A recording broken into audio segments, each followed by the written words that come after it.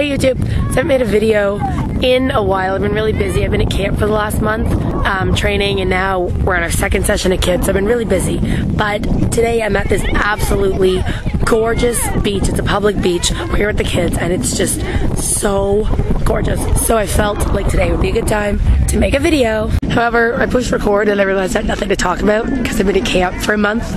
So everything that has happened in the last month is camp and wouldn't make sense to any of you.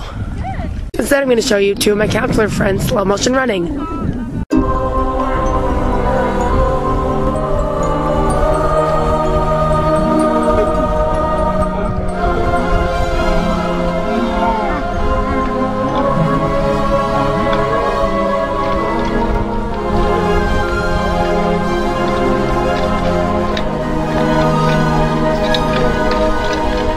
Probably wasn't fun for you, but it was fun for me.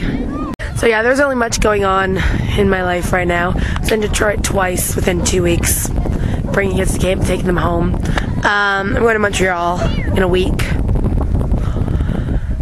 like for campers. There's really not much else going on. I feel like I need to be making a better video, but I just don't know what to talk about. So how about, I have an idea.